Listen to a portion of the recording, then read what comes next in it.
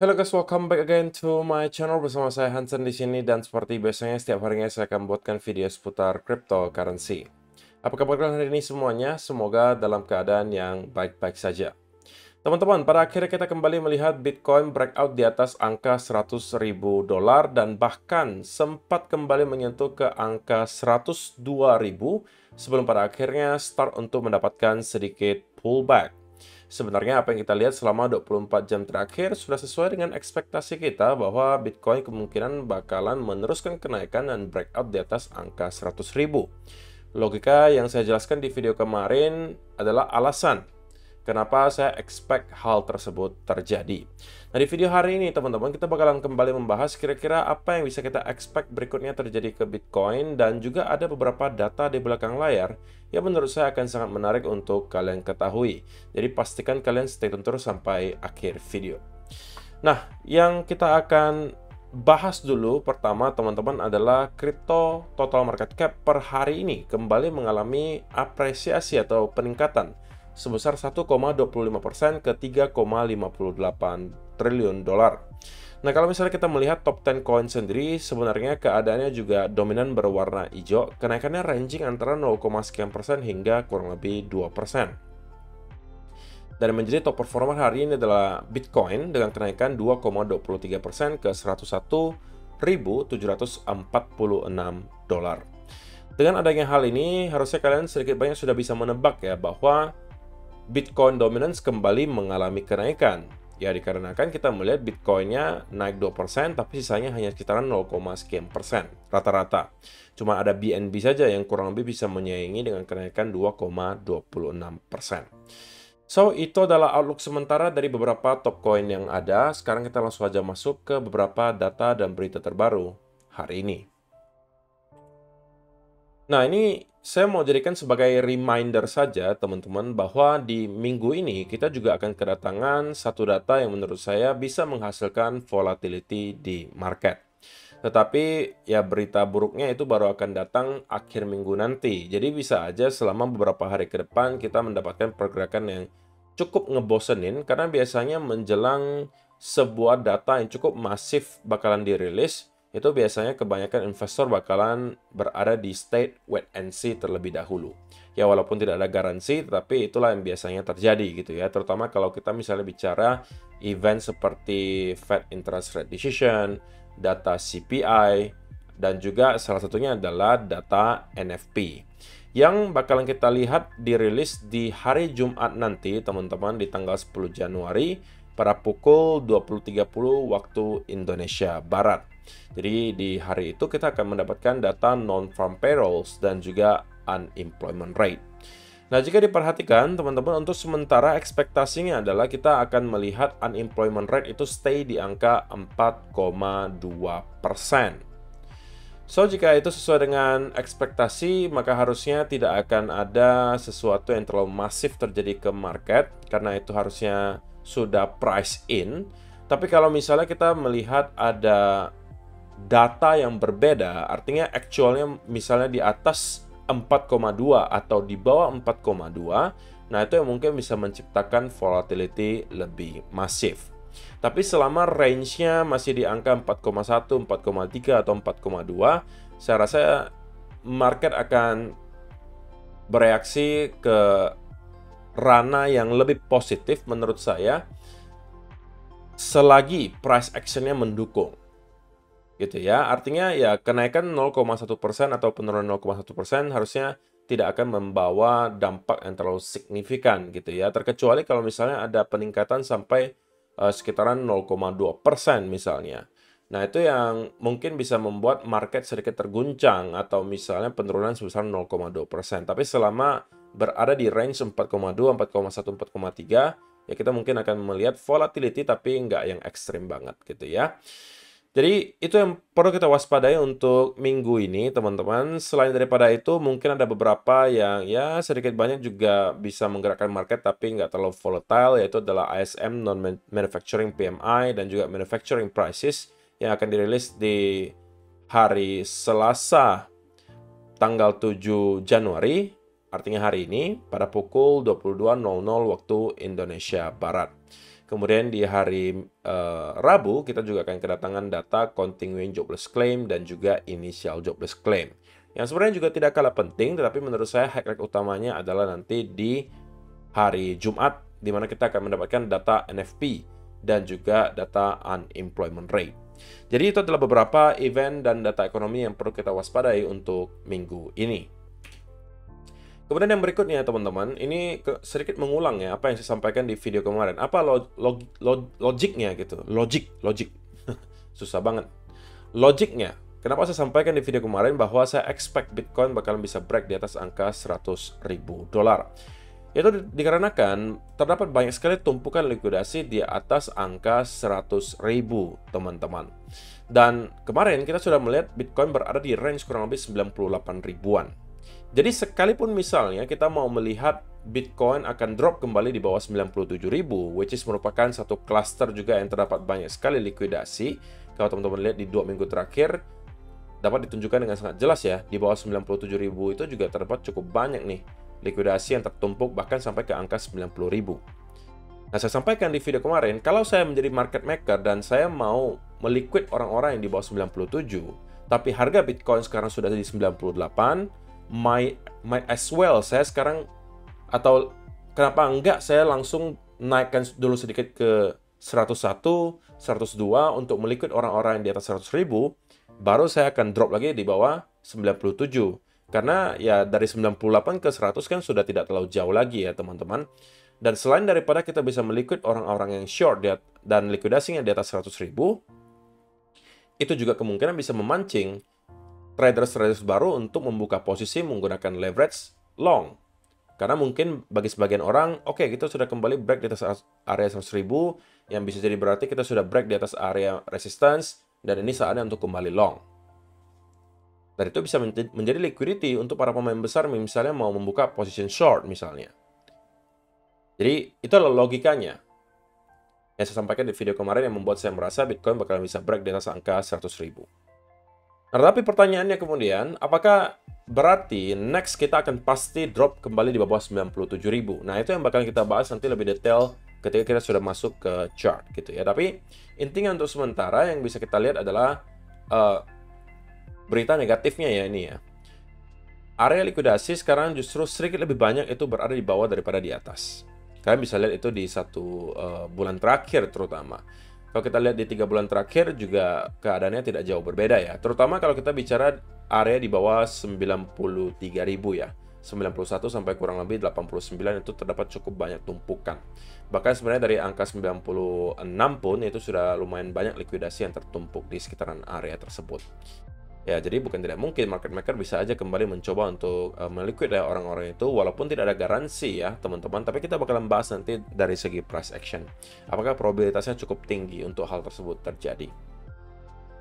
Tapi regardless teman-teman, apapun yang terjadi in the short term, kalau kalian merupakan seorang investor di Bitcoin, maka harusnya time frame kalian itu harusnya jauh lebih panjang.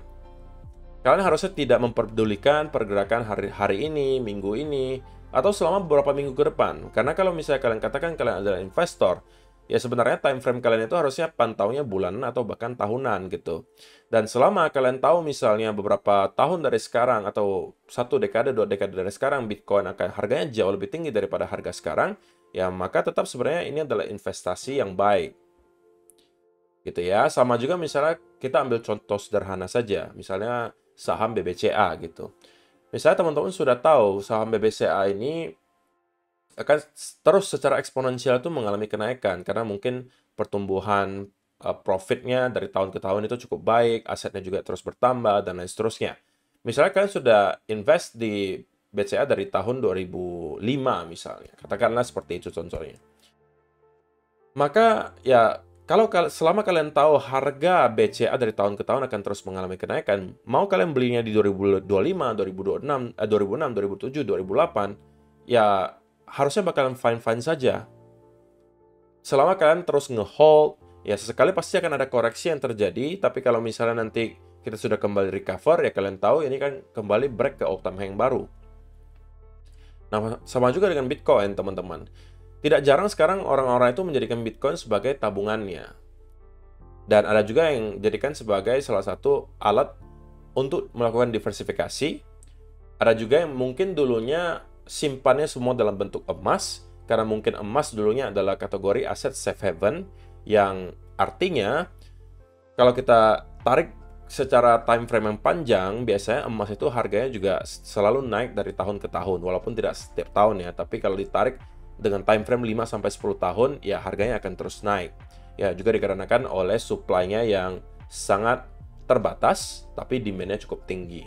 Nah, di sisi yang lain, Bitcoin, teman-teman, kenapa digadang-gadang sebagai the next gold gitu ya, atau gold 2.0, atau kalian mau sebutnya digital gold. Ya karena mereka memiliki fitur yang kurang lebih sama. Bitcoin juga supply-nya bukan lagi sangat terbatas, tapi memang sudah dibatasi sampai 21 juta Bitcoin. Sampai kapanpun itu tidak akan bisa diubah, teman-teman. Sedangkan kalau gold, beda cerita. Kalau misalnya ditemukan lagi sebuah tambang baru, di mana di bawahnya ada gold, ya berarti supply dari gold itu terus bertambah lagi kan. Nah, kalau misalnya di Bitcoin, sampai kapanpun tidak bisa ditambah, memang sudah maksimum di cap 21 juta. Dan kalau kita lihat dari sisi demand-nya, itu sampai dengan detik ini belum bisa, supply Bitcoin yang tercipta itu belum bisa untuk memuaskan demand yang ada. Datanya disampaikan dengan sangat jelas di sini. 657.000 Bitcoin telah berhasil ditambang akan berhasil ditambang dari tahun 2024 hingga 2028. Ini kita bicara beberapa tahun ke depan ya, teman-teman. Artinya dari tahun ini, 2024 sampai 2028 nanti, kurang lebih akan ada 657.000 Bitcoin yang bakalan berhasil untuk ditambang. Artinya akan ada 657.000 supply Bitcoin baru yang masuk ke market. Tetapi, sejak Februari tahun 2023, sudah ada kurang lebih 600.000 Bitcoin yang keluar dari exchange. Artinya, sudah ada kurang lebih 600.000 Bitcoin yang dibeli melalui exchange dan kemudian dikeluarkan dan disimpan ke dalam cold wallet. Itu baru kita bicara dari yang exchange, teman-teman. Belum lagi kalau kita bicara demand dari spot Bitcoin ETF dan lain seterusnya, yang mungkin belinya melalui OTC market, gitu kan. Demand 600.000 dari Februari 2023, sekarang Januari 2025. Hanya kurang lebih tidak sampai 2 tahun, teman-teman. Kita berhasil melakukan akumulasi 600.000 Bitcoin. Supply itu terus-menerus mengering, teman-teman. Sedangkan para institusi secara konstan ya, sampai dengan sekarang, itu terus-menerus melakukan pembelian Bitcoin. Sekali lagi, ini adalah teori yang sangat sederhana, teori supply dan demand, teman-teman. Ketika supply itu fix di angka tertentu, sedangkan demand-nya selalu ada, bahkan terus mengalami peningkatan, maka yang harus terjadi adalah harganya yang mengalami peningkatan. Dan itulah yang kita lihat terjadi secara terus-menerus di Bitcoin selama kurang lebih 1 dekade terakhir, atau lebih dari 1 dekade bahkan. Bitcoin sudah ada dari tahun 2009, ya sudah 1,5 dekade. Secara eksponensial kita terus melihat Bitcoin mengalami kenaikan secara harga. Ya dikarenakan demand-nya selalu melampaui supply yang ada. Dan itu sampai dengan saat ini masih terus terjadi. Itulah alasan kenapa banyak sekali orang menjadikan Bitcoin sebagai tabungannya untuk sekarang, ya karena value-nya yang terus meningkat gitu loh. Dan spesifik terhadap apa yang kita lihat selama 24 jam terakhir, kenapa terjadi kenaikan yang lumayan signifikan, itu juga dibantu oleh demand dari spot Bitcoin ETF dengan adanya inflow sebesar 9.505 Bitcoin, teman-teman. Itu dibagi menjadi Fidelity yang menambahkan 3.630, BlackRock 2.045, ARK Invest 1.940, Grayscale 740, GBTC 723, Bitwise 700 Bitcoin. Sudah cukup lama ya teman-teman, kita melihat ada demand yang besar yang terbagi dari beberapa spot Bitcoin ETF secara sekaligus, dan itu terjadi di kemarin. Jadi setelah kemarin kita mendapatkan ada inflow sebenarnya yang lumayan signifikan, itu di tanggal 2 Januari ya seingat saya. Di tanggal 2 Januari harusnya di sini ya teman-teman. Nah ini 2 Januari, datanya baru muncul 3 Januari kan. BlackRock menjual 3.510 Bitcoin. Outflow terbesar sepanjang sejarah spot Bitcoin ETF dari BlackRock. Tapi kemudian kita rebound dengan sangat signifikan keesokan harinya, di mana ada pembelian BlackRock 2.500, Fidelity 3.600. Kemudian data yang terbaru lagi menunjukkan bahwa ada pembelian sebesar 9.500 Bitcoin. Nah, teman-teman, kita harapkan bahwa hal ini akan bisa terus berlanjut ya sampai berminggu-minggu ke depan. Karena jika itu yang terjadi, maka itu mendukung tesis bahwa bisa saja Bitcoin telah sangat dekat dengan penyelesaian koreksi selama mungkin 1-2 bulan terakhir dan bersiap untuk breakout ke area higher yang baru. Nah, kemudian teman-teman, yang kita bakalan bahas berikutnya adalah dari segi chart. Apa yang sedang terjadi dalam 24 jam terakhir? Yaitu adalah Bitcoin pada akhirnya berhasil kembali breakout di atas angka $100.000. Which adalah sesuatu hal yang sangat baik tentunya untuk terjadi, karena berarti sekarang kita berhasil melihat Bitcoin melakukan beberapa hal, teman-teman. Yaitu adalah yang pertama, kita telah berhasil untuk breakout dari potensial lower high terakhir. Which is berarti secara struktur, sekarang kita bisa aja kembali shifting ke arah bullish. Yang kedua, kita juga telah berhasil untuk breakout dari area horizontal resistance yang berada di area 99.000 sampai $100.000. Nah, kenapa di video kemarin saya sampaikan bahwa kita akan melihat moment of truth di Bitcoin. Pergerakan 1-2 minggu ke depan akan kemungkinan dapat menentukan pergerakan Bitcoin selama beberapa bulan ke depan. Yaitu adalah karena sekarang, teman-teman, kita harus memantau bagaimana reaksi market ketika kita telah berhasil untuk kembali breakout di atas angka $100.000. Nah, kalau misalnya memang benar kita telah siap untuk breakout ke area higher high yang baru, atau kita bisa sebut sebagai all-time high yang baru, maka saya perlu melihat Bitcoin untuk memberikan clue tersebut ke saya. Clue bahwa kita sudah siap untuk kembali breakout ke area higher high yang baru atau all-time high yang baru, dengan cara mendapatkan konsolidasi di atas area $100.000.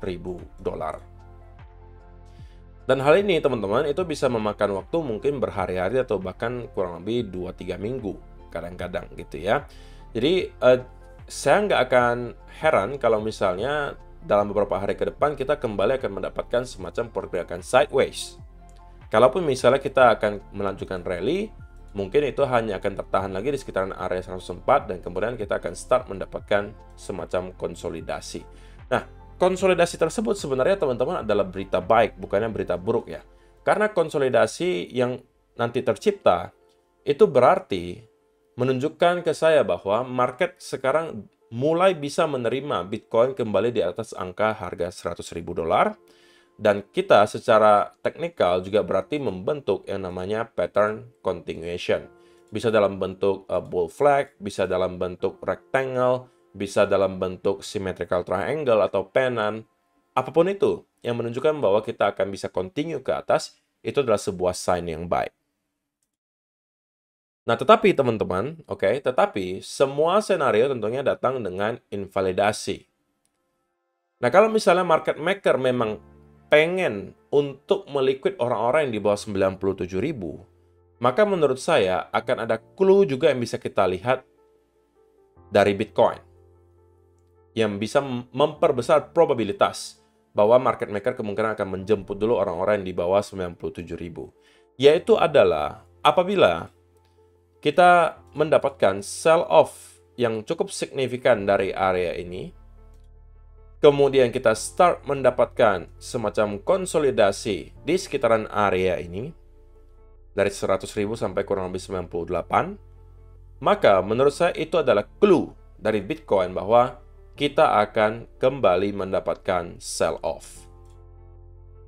Beberapa area support yang mungkin bisa menahan untuk short term, ya tentunya adalah di sekitaran area 95 sampai 94.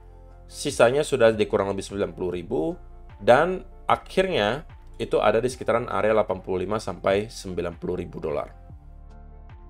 Dan ini sekali lagi sudah saya sampaikan ini dari mungkin 1-2 bulan yang lalu ya. Bisa menjadi potensi worst case scenario untuk Bitcoin, yaitu adalah area 90 sampai 85. Walaupun sekali lagi itu tidak perlu dan tidak wajib untuk disentuh oleh Bitcoin, tapi kita tidak boleh menutup mata bahwa akan ada potensi kita bisa terbawa sampai ke angka itu.